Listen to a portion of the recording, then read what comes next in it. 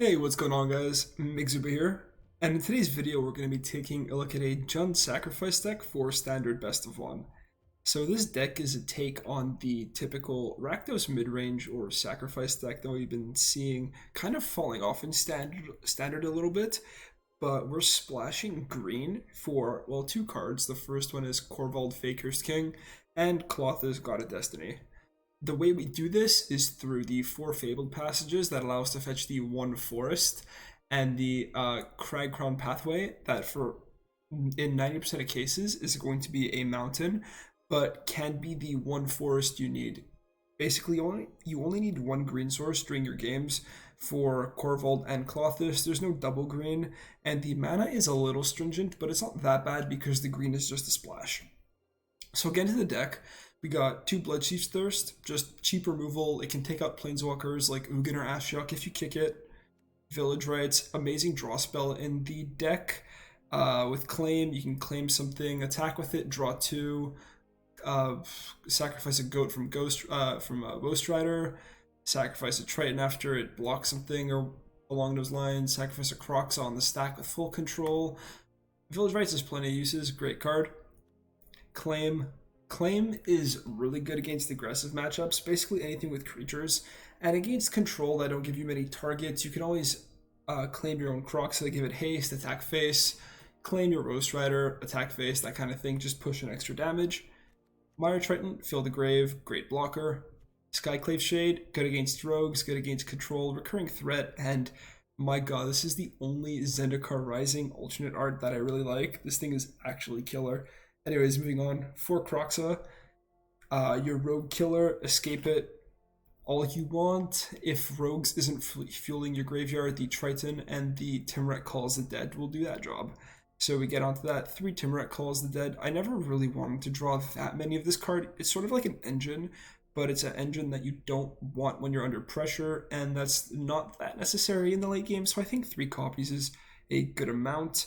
We have Roast Rider, just another good escape threat. The goat comes in handy, and it's a free sacrifice outlet, so great card. Bone Crusher Giant, cheap removal into a 4/3. Clothis God of Destiny to pick on the opponent's graveyard, and a lot of decks can't remove this.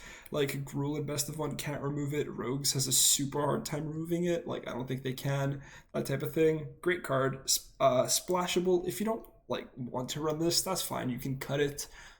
To Rankle, another thing you can, well, if you have 5 mana, you can claim something, play the Rankle attack, and have like a free double sacrifice where you sacrifice the claimed creature. You guys know Rankle and Claim by now. Another sacrifice outlet, a way to discard more cards. Really fun, really great card. And Corvald, the sort of top end that lets us go over the top of a couple decks. Gives us a lot of card advantage. We don't mind sacrificing the goat, the zombies, that type of thing, or anything we've claimed off the opponent's board. Yeah, also extra lands that we are kind of stockpiling. Like we don't love to sacrifice, but when it ATBs, sometimes it could be worth it. Oh, especially like the shade that you got back for free. I don't know. Corvald's a really fun top end engine in this deck. Mana base, 1 Lockthwain gets us through the late game, helps us draw more cards. 5 Swamps because we are a super black heavy deck. And these sort of count as mountains. So 2 actual mountains, 1 forest. The Temple of Malice as a dual Rakdos land. Super excited for the Rakdos pathway, by the way. The Passage is a sacrifice deck. Fill the graveyard for Croxa. Search for, like, fixes your mana. And the 3 DFCs, we have 2 Shatter Skull Smashing, Bolt Land removal spell. This is the Hagar Mauling tap land removal spell. And the Kazul's Fury. This can finish games with like a big Corvald or a Croxa, and if not, it's just a tapped red source, so it's really fun to cheat out lethals. Other cards you can run are like Murderous Riders or what's that? The one enchantment that takes your opponent's creatures. That card's pretty good, but you should probably side that if you're playing best of 3, because it does nothing in a couple of matchups. So anyways, guys, that's the list. It will be in the description down below. Be sure to drop a like on the video if you like the deck, and consider subscribing if you haven't already done so and you're enjoying these sort of decks. And let's get into some games. Alright, against Yorion. I mean, the hand's fine, let's go. I'm going to hold the passage. for now. Hopefully we can find a third land in the meantime. And okay, Dimir Yorion, not bad. Decent hand for the matchup. We might get punished for playing that on, not playing this on one, but I want to see if I hit another land to get it untapped and to make sure I don't have to fetch the green source. We'll see. Alright, opponent off to a slow start as well. Maybe just a Bloodchief's Thirst on the Triton. By the way, milling the Most Strider. Pog. Alright, sneak in 2 points of damage. Play this out, and we'll Croxa them. So not the biggest deal. If we had played this on one, we were probably going for Most Strider there, but I still think what we did is fine. Okay, so Esper Doom, opponent drops off the berth. And off the top, I really am looking for more land. I think since we don't have Corvold yet and we're a ways away from casting him, we just go for another black source because Ghost Rider's double black. Alright, claim my Croxa. Sure. Still got 3 more in the library. That is an annoying card against us though.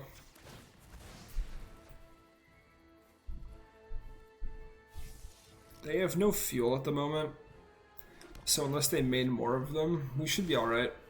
Alright, another passage. Nice. Just go to combat. And let's start filling the yard.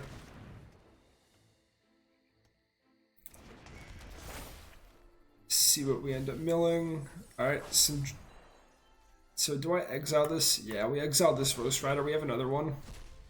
And never decline your free 2/2.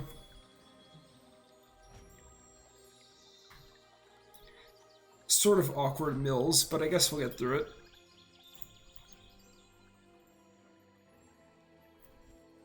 Yep, and I think I'll hold back the passage.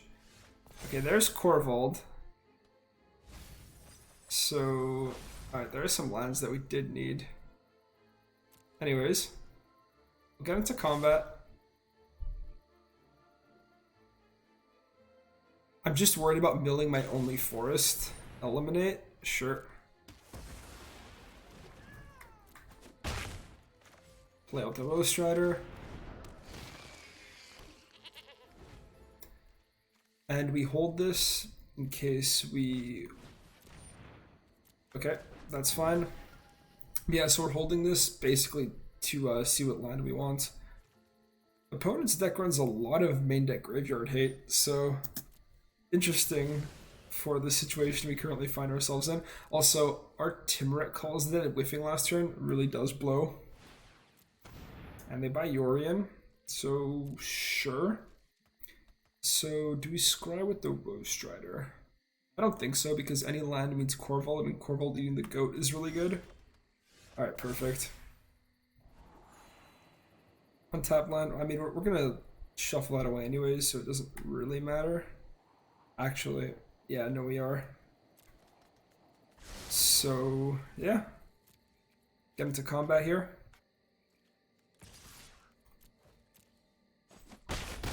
Block the opponent for 5.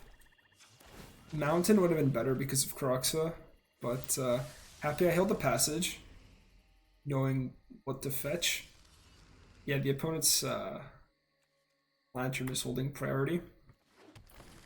So, easy Corvold. Get rid of the goat. Much more value than a Scry. Not bad in the face of an Ugin or a potential Yorion coming down next turn. It's expensive, but it can deal with it. Shatter. Okay, so we scry with the Triton, and we draw a card off the Corvold. Smashing. Shade. Yeah, I'll take a Shade. That could be... I mean, they have the Lantern, but I still think it's fine. And we... yeah. that's not a great play for them because of all the draw power that we just have. So they can crack the lantern now if they want to. Not cracking the lantern, fair enough. Second red source is nice. So we can kick the shade. I think we escaped the Yorion, the Rostrader actually, because with this on the stack, they can't punish us with the what's it called? The lantern. Sorry. Oop. Press Z. What's going on? Okay, perfect. Exile cards that aren't enchantments or creatures, in case we hit another Timber Calls the Dead. And they can crack the lantern now, but this is on the stack, so it will still hit the battlefield.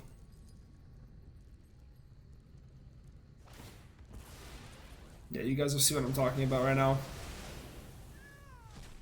So everything gets exiled, but we still get the goat.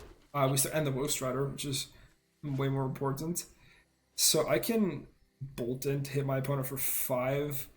I don't love that play, so we're just gonna play a Swamp and Sago. And the opponent cracked their lantern, so they can't flicker it with Yorion, so my shade is safe to play. There's a Doom Foretold. Okay. Opponent might have to sacrifice that. And I think I'll hold my goat for Village Rites or something along those lines. Sure. Another pathway, so we can just play that on red, no stress. And to kick the shade or to play it normally,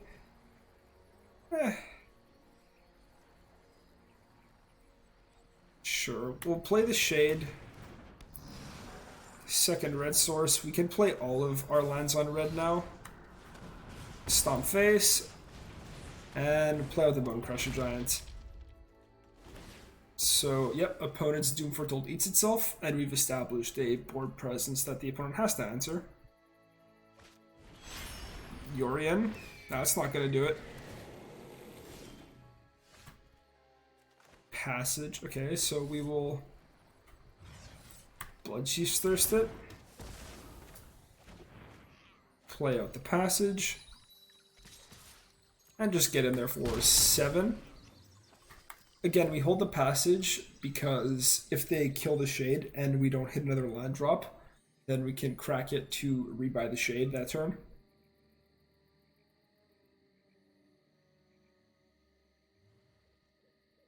So this puts a lot of pressure on them here. Main phase Omen of the Sea, you'll love to see it. Also, our Rakdos Sacrifice deck running like 20, I think 5 lands. I have to double check that, but around 24 has curved out much more effectively than their Yorion deck running well over 30. And that's the game, guys. Just pace your pressure and maintain card advantage to the graveyard. And I mean, Corval really helped before he got freaking board wiped to a bunch of cards. So yeah, on to the next one, everybody.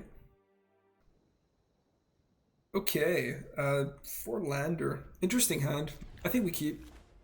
We have a green source too, which is pretty nice. And Village Rites? I don't think so, not with this hand. I'm looking for stuff like Mire Triton or Timuret Calls the Dead to fill my yard for the Kroxa. And there's the Mire Triton right on cue. So we'll play it out. Get a body on the board to start pressuring the opponent.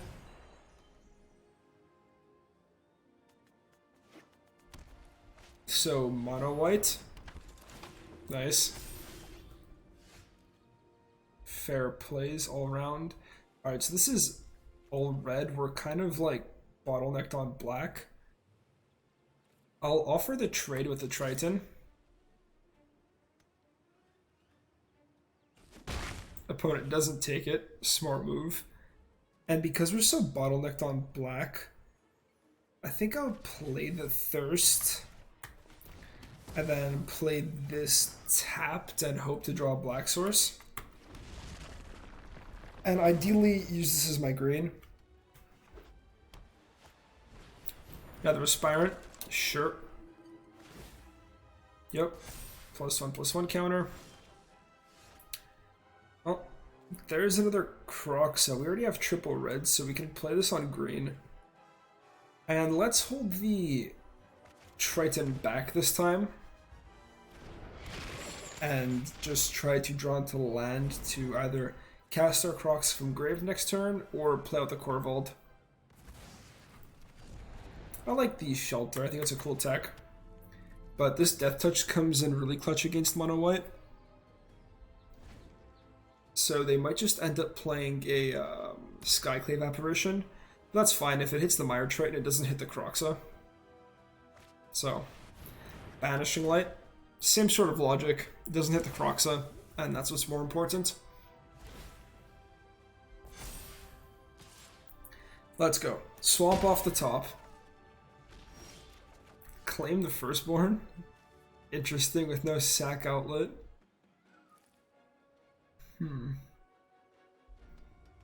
Opponent has 1 mana, they're not holding up anything for the Shelter. So I guess I can just go for the Bloodchief's Thirst.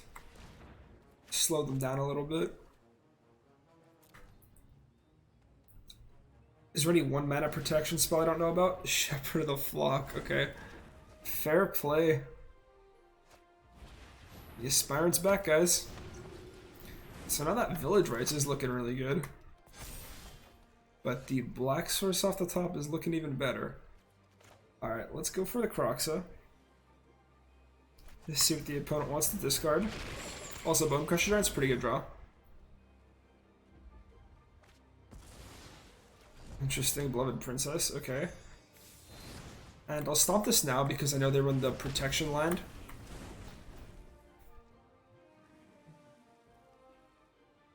Yep. Just getting beat down. Alright, so to call the dead or to play the giant, I think we just...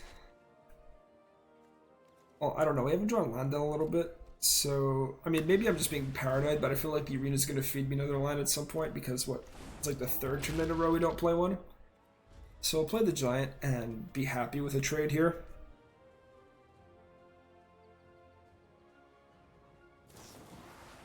Angelic Ascension, okay. So we got a brewer over here. This guy's running all sorts of stuff. And there's a glass casket, fair enough. So we're really looking for a sacrifice outlet, Ghost Rider, Village Rites. Probably some of my best draws. Ghost Rider. Let's go. So we try to claim first, because they might be running the protection spell. And we successfully claim. Get into combat. Smack him with a 4/4. And now we go for the Roast Rider. Sacrifice the Angel and hope for a Black Source. Mire Triton? Nope. Let's pass. Beloved Princess, sure.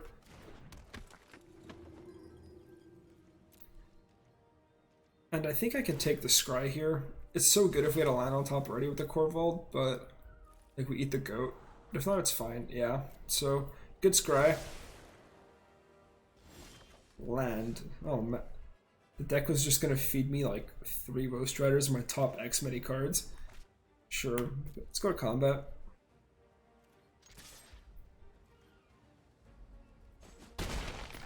And we're still sort of an aggro deck, so I mean, I'll hold up 1 red instead of the green. Bluff of Shock. Easy bluff, guys. Maul of the Skyclaves, okay. Does this have lifelink? It does, so it feels bad. Okay. Opponent's gonna get in there, and opponent's gonna start healing up. Let's take another Scar with the goat, and just untap Black Source, guys. Bone Crusher Giant. Still not it. I'm not going to sacrifice a Ghost Rider. Oh, I probably should have waited till the end of the turn. Claim. We take these. We take claims. Shelter. No. Okay. And the opponent scoops it up. So, not hitting our 5th land that whole game really hurt. You don't get to play Kroxa or Korvold, but the claim the firstborns and the Ghost Riders just pull through. So, interesting game. Okay, slow hand, but we have a Scry, and we have Ghost Rider plus claim. We also have our 1 green source for the Korvold, so I think we're fine keeping. And actually, 1 green source for the Colossus too. Early interaction. It's not a black land. A black land I probably would have kept, even though it is slow. But this is our 2nd red source. This is our 1 green source. We need a 2nd black source. And there's a 2nd black source. Yeah, really slow draw on our part, and we do have a lot of 2-drops. So what is this? Mono red control? Nope, there's a Castle Embereth. Interesting. Okay. I think we get the... I mean, Colossus has nothing in the graveyard, so let's get the Timurit Calls Dead Cooking. See if we can get a Kroxa. Also, the splash for green, if we play it in the first couple cards, shuts down our potential for turn 4 Kroxa. So just something to keep in mind. And that's a good draw. Exile that, get our free 2/2. Play this on red. Claim the Annex.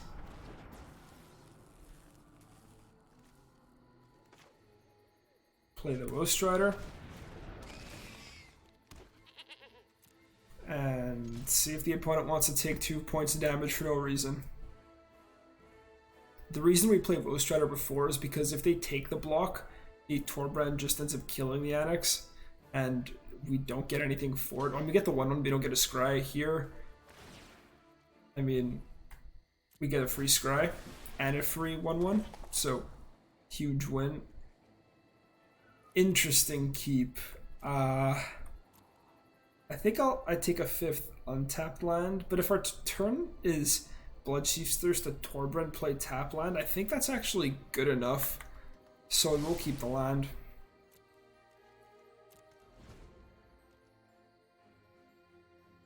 And if it's not, we can always Bloodchief's Thirst plus Colossus, and I think that still might even be better. Alright, so Shock comes down, that's fine. Got this in the back burner with double black, so you can always play that if we run out of gas, which doesn't seem very likely at this point in the game. 4 damage Shock, by the way, that could have gone face. Opponent also kept a slow hand. But we block with the Goat because you want, well, I mean, first of all it's an 0/1, second of all we want to keep our zombie for the life gain. And there is 2nd Annex, pardon me. More land. I think we'll pass on more land after this.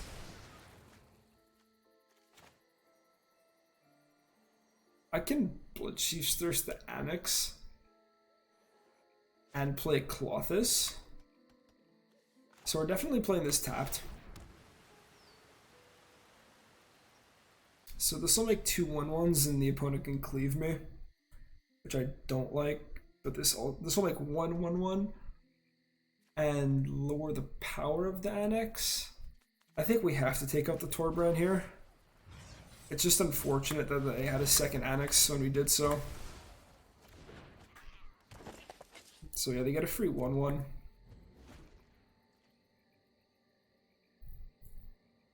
So if they attack with both and don't have a land, cleaves their entire turn.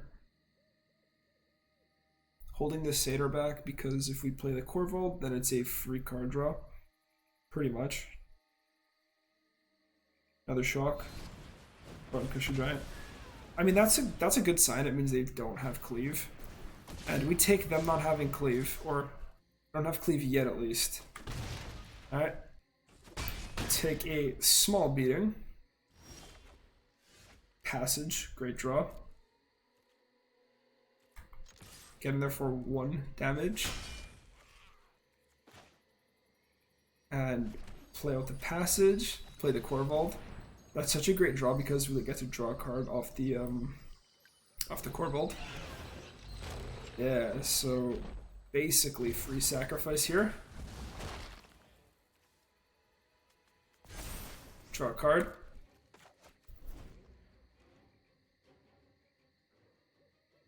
And I think we're fetching for black. We have double red, double black. But actually triple red, double black. So definitely getting a swamp. Also, if we thin the deck, get a swamp, and then draw village rights, that's always something we can do at instant speed. And if they attack all here, they definitely have cleave, so feels bad. They were probably just slow rolling us the whole time. Well, we go to block here, in case they don't have it.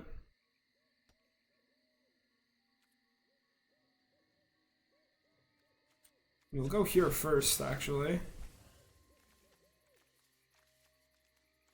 Maybe I should have passed the first strike damage and not give them another chance to play first strike cleave.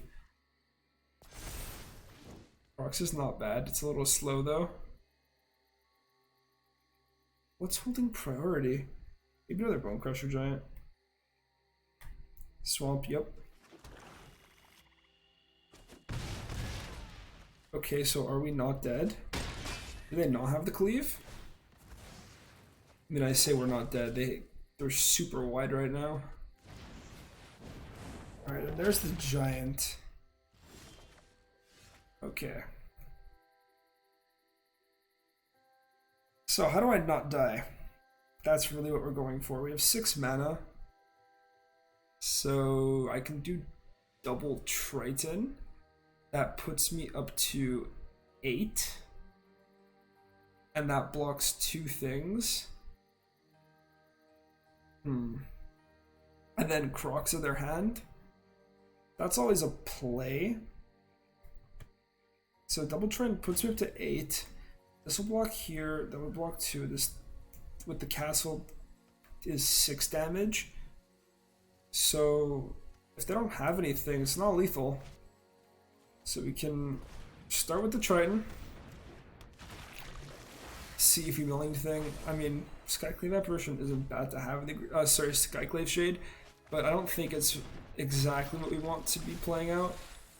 Marline is fine, and give him some hand hate and draw another card off the Croxa.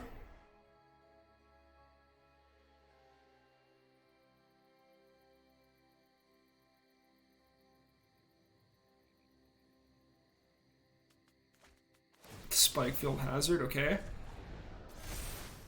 And Timric calls that no attacks. We're just trying to stay alive right now. Did you top deck cleave? Because that would be a huge tilt.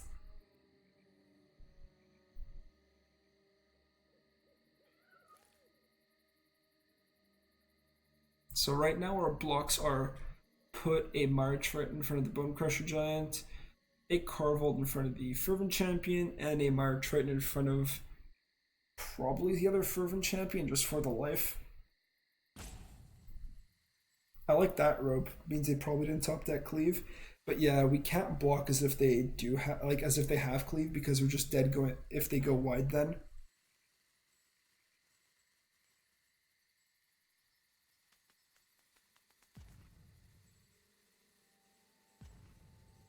The life gain on the Tritons coming in pretty clutch. Alright, so they attack with all anyways. So they have Emberth. So easy block here, and I block here just to absorb some damage. This is 6. If they drew a shock, it's also lethal, but they drew the cleave. Oh my god. What a fucking joke. Oh man, guys. Rough game, but it happens.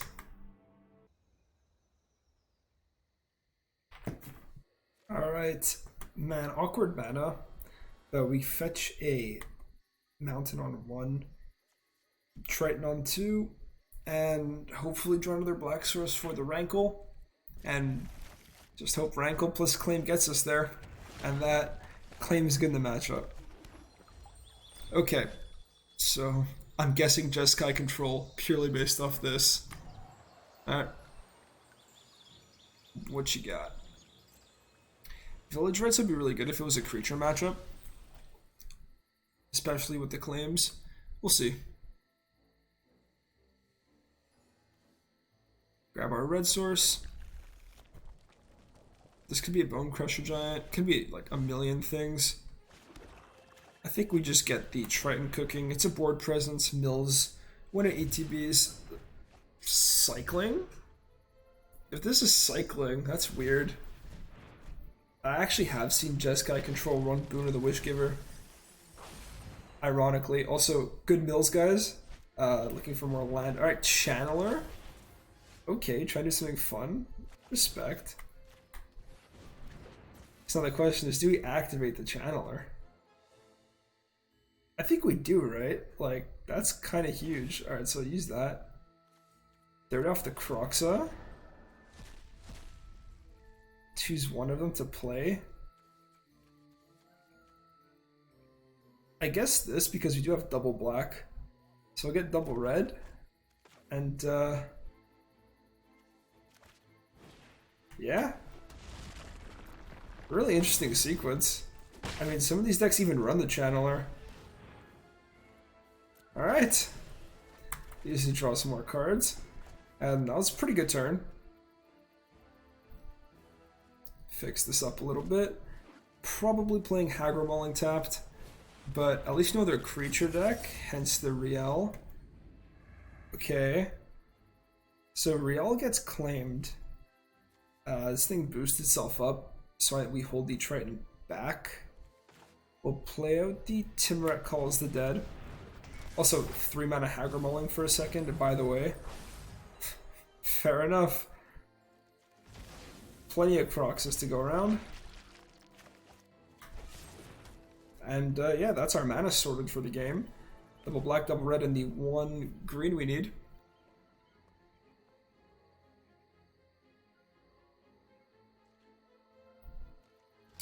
Yeah, I was guessing no attacks. Didn't seem like exactly what the opponent was going for. So I think we just keep the pressure on. Play out land, and go for the claim. Whenever you cast into your sorcery, just cover 1 more cards. First time draw that many cards. I mean, we can go for claim Rankle, but we can also wait till the opponent has more cards in grave, so maybe we just go for Croxa. 2, 3, 4, 5. Keep the other Croxes in there for other Timuret Calls the Deads in case. Or in case this one gets exiled in some way. And this is a lot of pressure, so fling, kind of nonsense. How do we discard 1 more cards? Okay, so I see. So I made them discard so they draw. Interesting anti-Croxa card. My bad, guys. Haven't played around with Riel all that much. Do I care about 2 damage? Sure. We'll start being aggressive because we got a handful of creatures. I guess I'm just kind of looking to curve out. And I can take a double block on the Riel relatively happily. Opponent juke that one out. No. Okay. So we scry. Claim village rights. I mean, it's so mean, right? But I think we'll drop off the land. So this is claim village rights. Yeah, I mean, I guess this is fine. So we start with the... We already have a claim, so we can start with the rights.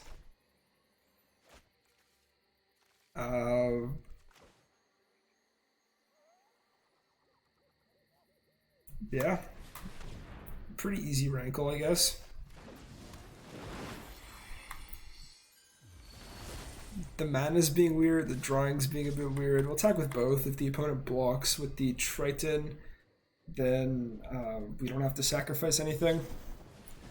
Blitz of the Thunder Raptor. Cool. I mean, you still take 2. So, if I bolt in...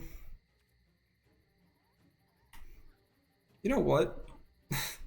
They might have a Sprite or something, but I don't think we're in a huge rush to pay any life. We have a huge advantage in this game. So opponent does attack. Oh, they do the juke thing again. Fair play.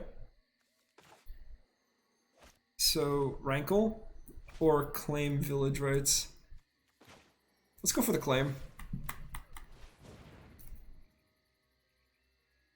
We have another one coming up. Becomes a 1-3. Hilarious.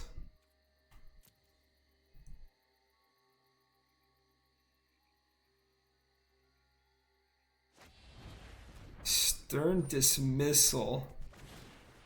No.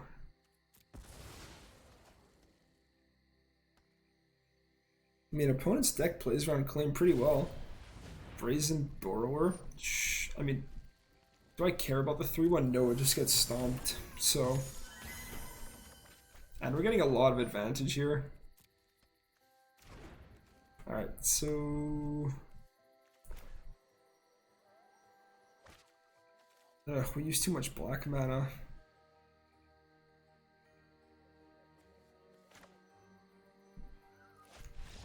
Well, I mean, my next play was just play out Shade and hold up Bone Crusher Giant. I was trying to be as mana efficient as possible. But yeah, so we tap like this and we hold up the Shade. So we hold up the Bone Crusher Giant, and then next turn we can just start bringing a lot of stuff back. This is why Rakdos, like one of the other reasons Rakdos isn't super competitive is because the mana is really bad, and me splashing green just makes it worse. So that's my bad, guys. Alright guys, and we are back. So this deck's actually a hell of a lot of fun, especially if you're a sacrifice player. Like, once Mayhem Devil and Cat Oven and Priest were in Standard, I was having an absolute laugh. Like, I love that deck, but ever since it rotated, like, Sacrifice hasn't been the same, but this deck sort of has similar playstyles with the Claim and the Woe Strider and the Village Rights and the Rankle and the Jund Flare for the Corvold and the Clothis are pretty fun too. So if you guys are Sacrifice players and you're looking for something to play, kind of pre-Kaldheim, I really do recommend this deck. It's a lot of fun, and it is kind of expensive, but if you are playing the standard Rakdos Sacrifice deck, then, I mean, all you really need are the Corvolds, and if you were playing at all during, like, Eldraine meta, and a bit past that, then you probably have this if you were a Sacrifice player back then as well. So yeah, guys, that's the list. Again, it'll be in the description down below. I hope you guys enjoyed the video, and I'll see you in the next one. Peace out.